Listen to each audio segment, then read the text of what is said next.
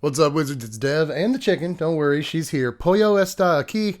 I know why you come here, but we also, another reason you may have clicked on the video, perhaps, is that there are Modern Horizons 3 spoilers to look at, and today is the last day of preview season. Technically, it was yesterday, but a lot of the cards didn't come out until late at night, so I'm just doing it now. Who cares? We're going to look at some of the cards, not all of the cards, from the common and uncommon dump that we got yesterday, like we tend to get at the end of every preview season. And we kind of comb through those because a lot of them are a little bit crappy. We go through those and we see which ones are maybe the most relevant or the coolest or the most likely to see Commander or even Modern play in this case.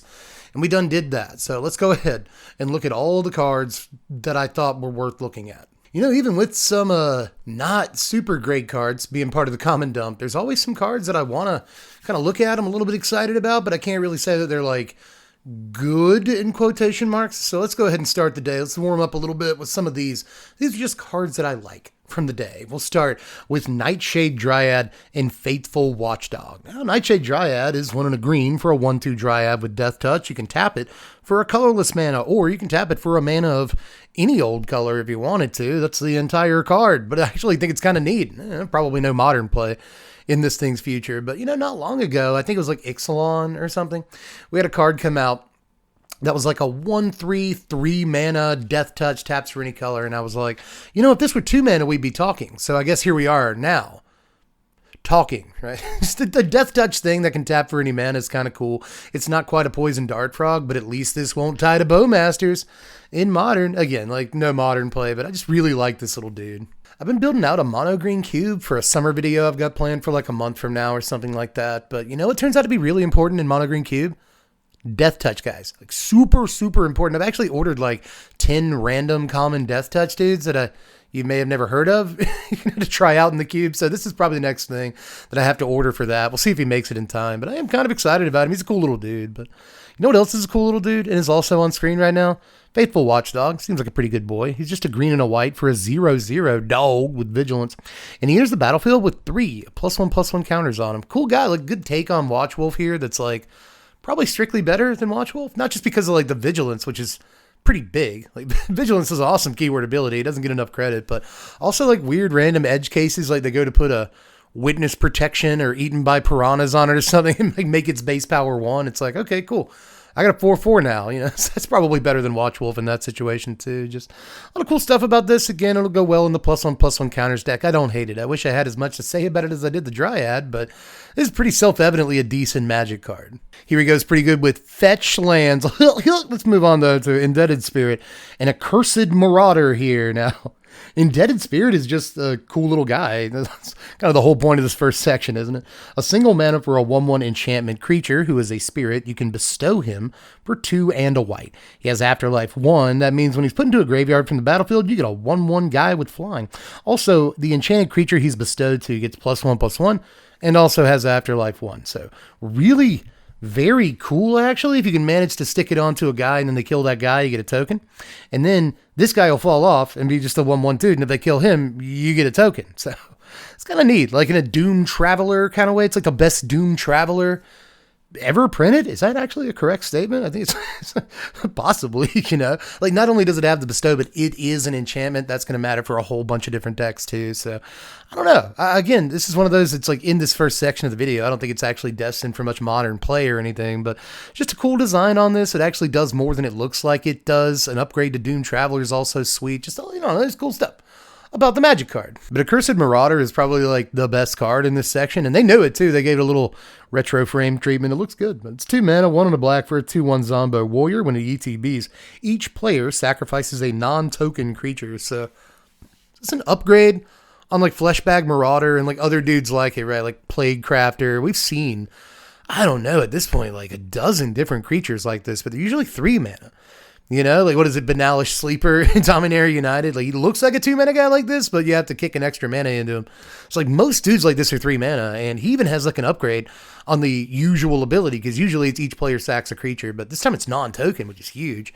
But also symmetrical, right? Like you can't just sacrifice a dinky token anymore. So it kind of goes both ways, but I think it's still going to benefit you most of the time, because like the most sacrificed creature to Fleshbag Marauder in the history of Fleshbag Marauder is Fleshbag Marauder. So, like, I'm pretty sure a lot of times you're just going to sacrifice this guy and make them sack a non-token dude. So, I don't know. It's really, really good, you know, kind of a non-token, which is good.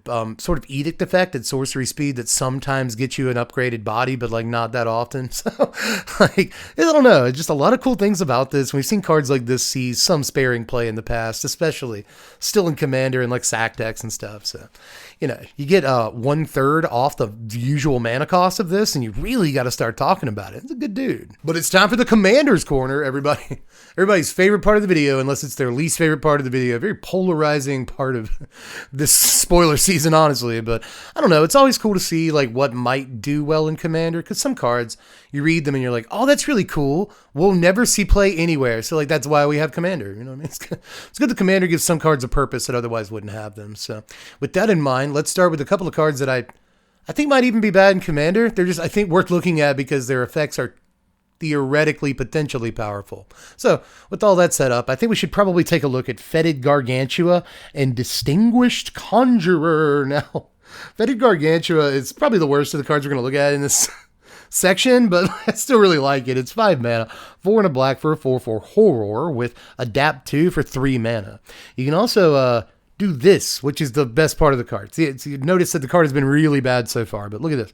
Whenever one or more +1/+1 counters are put on Gargantua, you may draw 2 cards. If you do, you lose 2 life. So obviously you're supposed to adapt, and he becomes like a 6/6. You draw 2, you lose 2. That's actually like halfway decent for a common in draft. I don't mind it there like whatsoever, but I just really like the idea in Commander of like having some sort of green-black or white-black or whatever, like, you know, +1/+1 counters deck, and then like every time this guy gets a counter, I get to draw 2 cards. It's actually kind of gross. Like 5 mana is a pretty big starting cost to get this on the table. So I'm not sure that even in that format, it's like quite worth it. But at the same time, man, like just any like Homestead Courage draws me 2 cards twice now. Like, it seems gross. So I don't know. I'm kind of into it. Now I feel like Distinguished Conjurer is probably many times better than Fetid Gargantua, but like, you know, it's a fact that we've seen before. The art is really cool, by the way. Shout out to Mr. Ham for this one. But Distinguished Conjurer is 2 mana. It's 1 and a white for a 1/2 human wizard. And whenever another creature enters the battlefield under your control, you gain 1 life.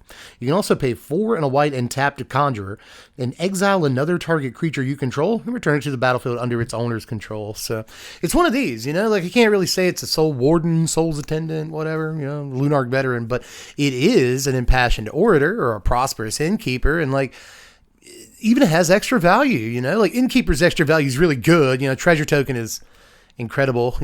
You want that for like a lot of reasons, but this just has a blink effect on it. And the blink effect is really, really expensive, but you know, I kind of don't care depending on what you're actually blinking. It might just win you the game. So, you know, it's cool. It's cool to have that as gravy, but mostly you just want this first line of text. It all depends on what you're playing. Just 2 very desirable effects in a game of Commander. And if you can find the right deck that kind of wants both of these effects, it's pretty cool, you know, altogether, just an effect we've seen before. A lot of people really like it. It's going to be like, I don't know, the 6th effect like this in Commander life gain decks. They need a little redundancy here.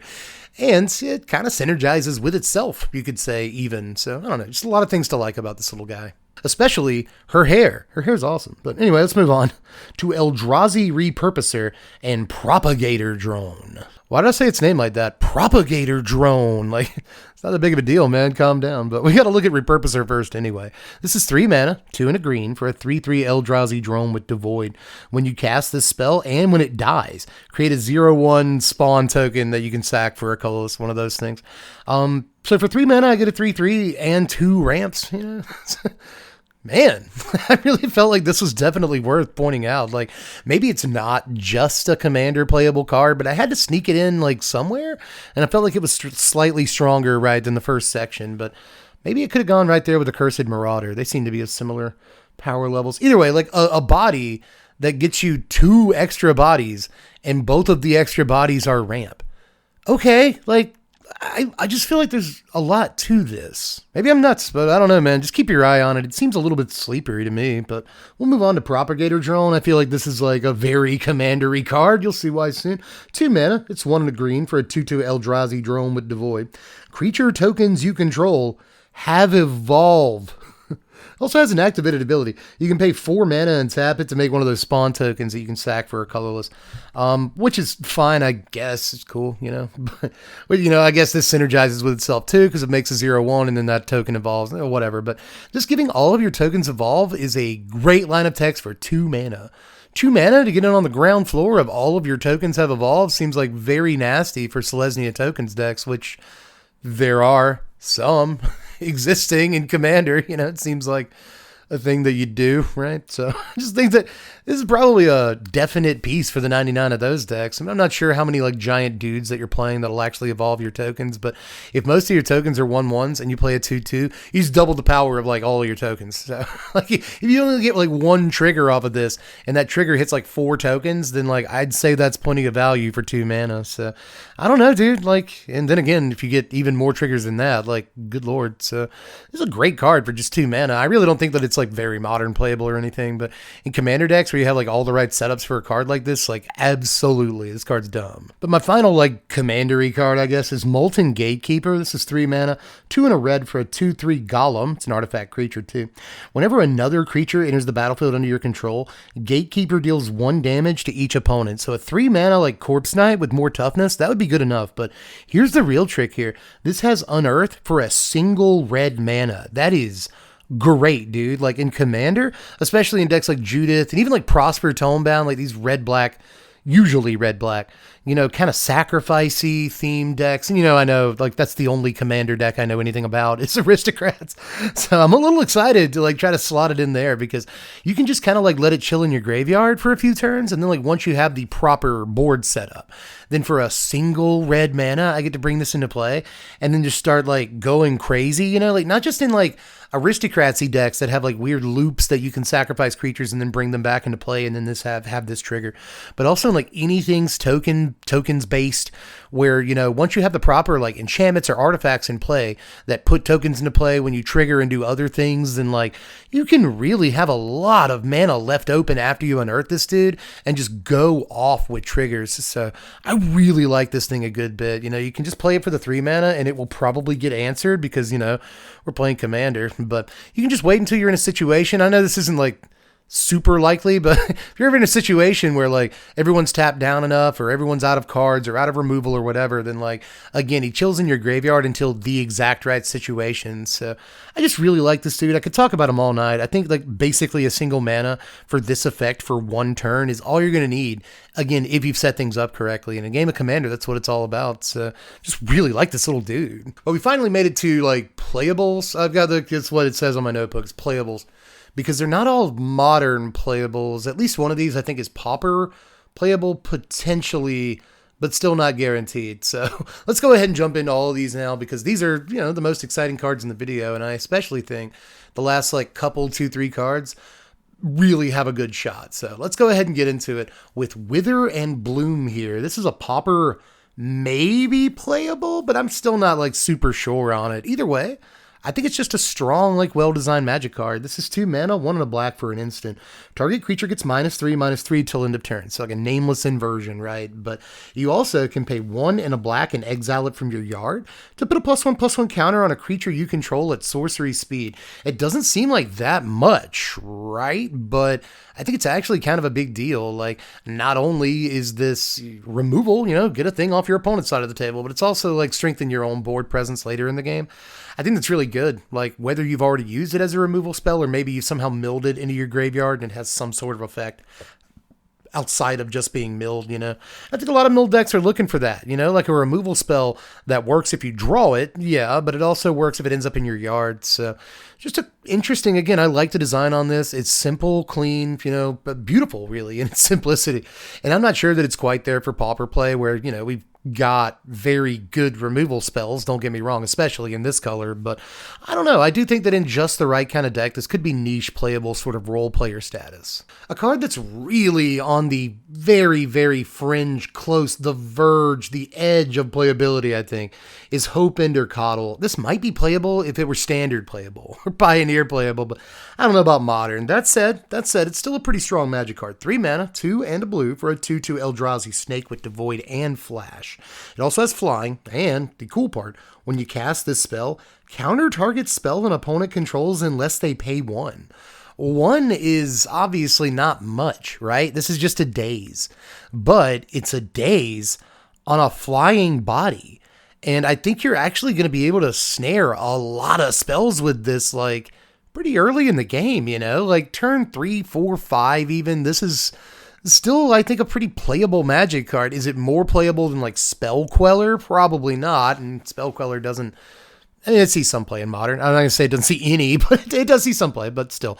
You know, I think there are probably just better options for the most part than this in most Modern decks, but this, again, just walks right up to the line of playability, and this is one of those tours, like, if it was printed 10 years ago, maybe, but, you know, I think Spell Queller actually predates that even, so I'm not too sure that it's playable, but it is one of those cards that stuck out to me today as just really, really strong, and again, I don't think it's quite there, because even when it does work, what did you get? A 2/2 flying body. And that would be great, again, in a format like Standard, but in Modern, I don't think it's quite there. But again, little 2/2 flash flying body that counters a spell. Yeah, I had to bring this up somewhere. Next is Inventor's Axe. This is a single red mana. That was Inventor's Axe in non-Gimli speak. This is just a single red mana for an artifact. It's an equipment with flash, and when it enters the battlefield, I don't think I'd ever caught that it had flash until this reading, but makes it even better than I thought. But yeah. Starting again, 1 red mana for an equipment with flash. But when it ETBs, you get 2 energy counters. And when it ETBs, you attach it to a creature you control. And the equipped creature gets +2/+0. You can also equip this for 2 energies. So it gives you the energy to switch it to something else when it comes into play. But most of the time, you're not going to have to do that. It flashes in, immediately attaches to something for free, and just is Bone Splitter. I think this is a really good Magic card. I'm pretty sure that we're really getting up to playable now. I don't think the energy deck is in its current form going to be super aggro focused. So I'm not sure what you're doing with this energy, but we did see a red removal spell that gives you 3 energy and you can, deal a damage to a target for each energy you spend. So maybe there's a red, aggro deck that plays both that removal spell and this card for sort of energy production. So I don't know. I really like this. I feel like if you play this into that removal spell, you can suddenly remove like up to a 5 toughness guy. That's pretty good. So either way, just outside of that synergy right there, I just think it's a really nice card, man. When you see Flash Bone Splitter with Insta attached, like that's kind of good enough already. But when it also just throws 2 free energy your way, this card's doing so much. Now, Malevolent Rumble is next, and I'm not sure that it's on the same level as the Axe that we just looked at, but I just don't want to miss this card. You know what I mean? Like, because I feel like there's something here that could be like actually really playable in Modern, and I don't want to have not talked about it. This is 2 mana, 1 and a green for a sorcery. Reveal the top 4 cards of your library. You may put a permanent card from among them into your hand, put the rest into your graveyard. Create a 0/1 colorless Eldrazi spawn creature token with sack this creature, add a colorless. So a green impulse at sorcery speed. I do think obviously, I'd be a fool not to say, obviously be better at instant speed, but I don't think it necessarily has to be an instant. The sorcery speed does kill it slightly because, this is Modern we're talking about. Is this how you're spending turn 2? But you are not only putting a body onto the table at the same time that you cast your impulse, but you're putting ramp. This is ramp. I mean, it's not like quite rampant growth or anything, but like it's as close as it gets. It's rampant growth that finds you a relevant card and puts a body... Rampant Growth doesn't even put a body on the table. Like, this can put a blocker on the table. It can put a future attacker on the table. It's usually just going to be ramp into an Eldrazi or some other big spell or something like that. But, it can find the big Eldrazi. It can find the combo piece. It can find whatever you're ramping into, whatever. Just so many cool things about this. And it puts the spare cards in your graveyard. It's not like on the bottom or anything like that. That's typically way, way better too. So I think there's definitely something to this thing, man. Like Impulse, also rampant growth, like, like shove together and make them kiss. Like that's honestly like the baby they produced here is really, really sweet. I know it's just a spawn token, but again, you could argue in some cases that's even better than rampant growth for certain purposes. Blocking body is really sexy some of the time. So all I'm saying, dude, is like, again, I don't want to miss this one. I think there's a lot more than it seems like at first glance with a card like this. A lot of sleepers today, but it like tends to be that way during like the big common dump. You know, they like to sneak some stuff in there. We've already seen a few cards from like recent common dumps go on to be important cards in respective like different formats. So with that in mind, let's move on to Riddlegate Gargoyle. This too is a common. This too is Pauper playable. I want you to keep that in mind because this is a strong card. I really feel like this should have been uncommon and they pushed it to common for that reason. This is 2 mana. It's a white and a blue. For a 2/2 artifact creature, it's a gargoyle with flying. And when it ETBs, you get 3 energy counters. Now, whenever you attack, you may pay 2 energy, and when you do, a creature you control gains lifelink till end of turn, which is a good ability, don't get me wrong, but like, I don't really care that much about that ability. Like, what I care about is that this is a 2 mana 2/2 flyer, which is already like half good, and not modern playable by itself, but a 2 mana 2/2 flyer at common is kind of not super common. It's ironically in and of itself, but it gives you 3 energy, dude. The ETB trigger on this is 3 energy. It's also an artifact creature that matters for certain decks, specifically Affinity in formats like Pauper. Right? Because like different Affinity builds are typically like the best decks in Pauper. And even though there's Jeskai. Yeah, Jeskai Affinity is a thing. So this slots right in if you want it to go in. But I'm not sure it makes the slot. Either way, like some sort of energy driven deck in Pauper, this absolutely goes directly into, dude. Like, why is this card common? I do not understand. Like, guaranteed to see play there, almost certainly. And be like a huge part of energy decks if there is one. But either way, even outside of Pauper playability, like when we actually look at a format like Modern, I know it doesn't look super there, but again, dude, non-embarrassing stats on an artifact creature, which could matter for a number of reasons, and 3 energy, 2 mana for a body and 3 energy, dude. Like, that's a playable Magic card in my opinion. Now, while we're looking at commons that might go in Affinity decks in Pauper, let's look at Refurbished Familiar, because the only reason this is slightly higher than the Gargoyle is because this is like guaranteed, I think, to see like Pauper Affinity play. But, you know, Grixis Pauper Affinity is like already kind of a stacked deck list. So we'll see if it makes it in, but you don't even know what the card does yet. I have the benefit of knowing what the card does. So let me pass that knowledge on to you. This is 4 mana, 3 and a black for a 2/1 artifact creature, which is also a zombie rat. It has affinity for artifacts and it has flying. When it enters the battlefield, each opponent discards a card. For each opponent who can't, you draw a card. Come on, dude. Like, it's a flying frogmite. Like, it's always going to cost at least 1 mana, right? So it's not like quite frogmite, but like a flying frogmite that makes him discard a card. Brother, sister, are you serious? Like, come on. This is a 1 mana 2/1 flyer that makes him discard. And like, if you've already run them out of cards or it's late in the game, you top deck this, we're both in top deck mode or whatever. Like, I draw a card. I get a 1 mana 2/1 flyer and I draw a card. Come on. Like, yikes. Like, I guess in Commander, if you have 2 people down to no cards, like suddenly you get to draw 2 or something. So that's kind of sexy, but like still, oh my goodness. Like, I just think, especially again, Pauper Affinity, this is actually like an interactive element that's all like starting on like turn 2 is going to cost 1 mana some of the time. Like, oh my God.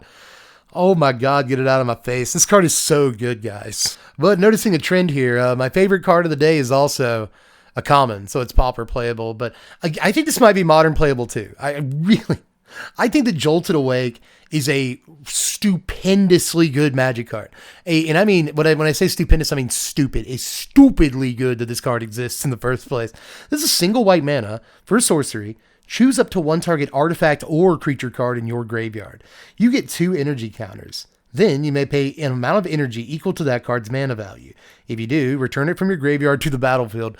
And this also cycles for 2 mana because it just had to be as close to Unearth as possible. You know, we're trying to do an Unearth thing.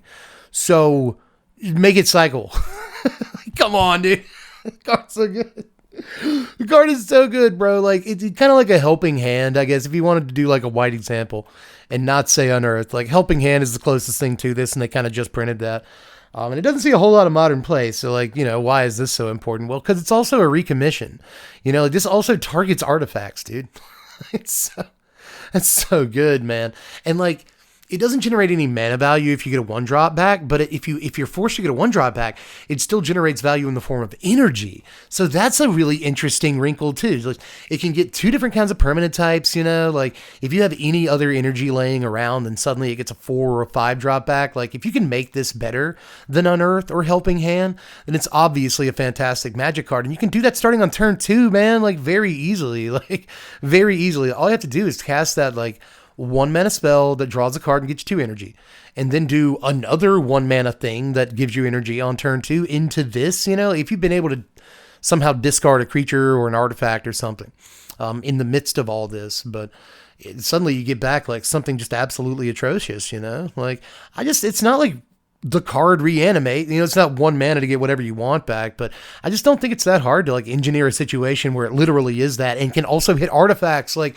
just a gross Magic card, man. I really think that this is one to look out for. Easily one of the better cards of the day, if not the best. And if they have tried to sneak a card in today that's like modern playable to the common dump, I think it's this one. Whew, but that is it, everybody, for the common dump analysis. Let me know if I missed anything, because sometimes I do. I always bring this story up, but I famously missed Felidar Guardian in like Kaladesh or Aether Revolt. I think it was Aether Revolt. And that card went on to be banned because, you know, 4 mana infinite combo and standard on turn 4. So sometimes I miss things. So if I did in this video, just let me know down there in the comments section. But aside from that, big stuff still coming up this season. Not just the sleepers video and not just the top X cards in the set video, but we're also going to be doing the, you know, rating every single card in the set on Twitch. I might actually do that tonight, like Thursday, May 30th, tonight, the day I'm recording this video. But if I don't do it tonight, I'll do it Saturday night. Either way, we're doing it really soon. I'm tired, but one way or the other. Just let me know how you felt about Modern Horizons 3 as a whole, but also the cards from today that I did cover. You know, if there's any interactions or anything that make them even better than I think they are, I want to know. Aside from that, welcome back to the end of the video. I don't know that anybody got that reference right. There's another YouTube channel out there that says, welcome back to the end of the video, and I bet none of you know it. It's a very obscure reference from somebody that has like almost 1 million subscribers, but I bet you don't know it. Let me know in the comments if you do. But welcome back to the end of the video, everybody. Just do all the YouTube stuff. Thanks for making it this far. I appreciate the watch time. Appreciate you sticking with me too. But, you know, hit the likes before you hit the lights. We'll give it a shot. But press the thumbs up button. You can also sub to the channel if you haven't done it yet. You can also sub to the sandwich if you haven't done it yet too. They're different things, but they're more or less the same. You can also check out the Patreon. It's $1 a month to basically support my way of life. You know, so I really couldn't do the YouTube channel if it weren't for Patreon. So thanks if you're considering that. And if you're already doing it, holy crap, you're like awesome.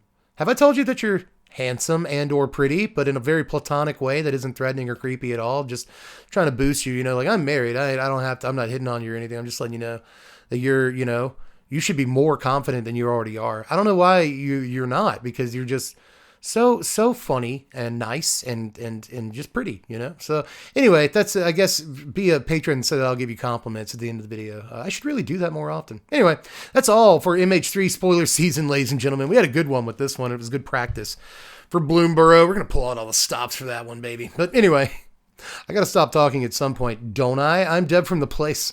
Thanks for watching, Wizards. Spread love and be kind.